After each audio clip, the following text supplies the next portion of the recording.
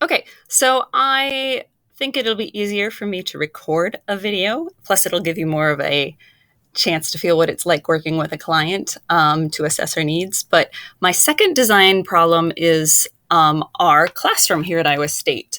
It is in 301 McKay. 301 McKay is one of the older buildings on campus.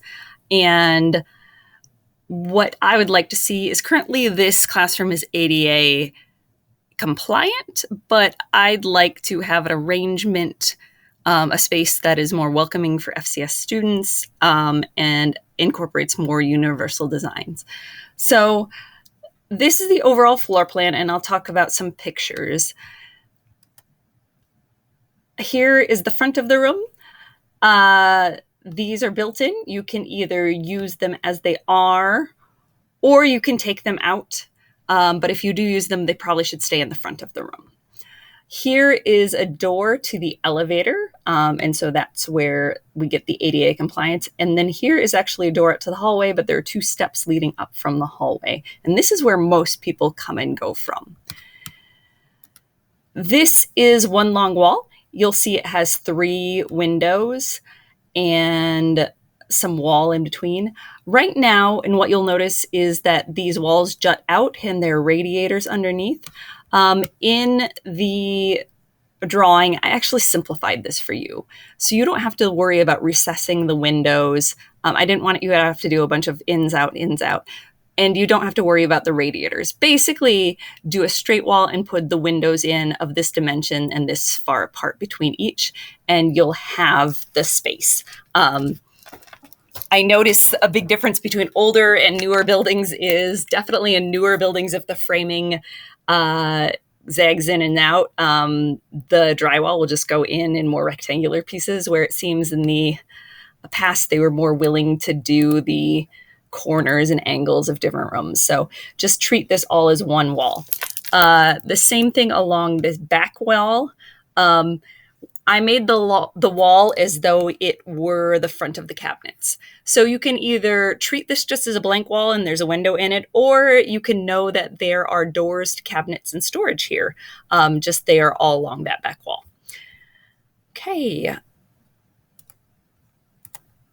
This is the last wall, and that is mostly a solid wall. We actually do have another jut out there, but I've eliminated it from the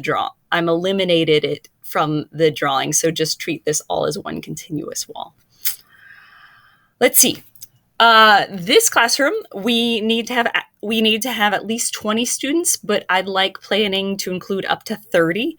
Our class size and hopefully our FCS program is growing because we need FCS teachers, as some of you know, because you're here getting your endorsement. This is the current furniture we have. If I have a quantity, you can have up to that many. I don't know how I'll be able to get more, but you can just get new furniture too.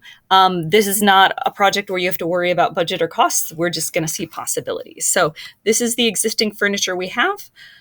Some considerations in this room. I want it to function like a really good classroom. I want both people to be able to say something from a central projection point. Right now, that's currently in the front of the room, but you could decide to move that. But I also want flexibility for people to work in groups. So I'd really just like more collaboration. And I would like this room to be inviting. I don't want it to be a sterile classroom. I'm not necessarily everyone has to sit front. You will see that they're all facing front. That was currently because we were under COVID restrictions. Actually, we could only seat one person at each table.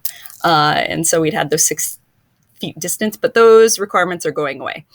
Other than that, I just really want to make this a space that is professional, and yet I'd like it to be the best classroom on campus because everyone should want to be an FCS major. I don't require separate space as a teacher, but as a presenter, you do need a place to put down and hook up your laptop to the projector unit. Please let me know if you need any questions.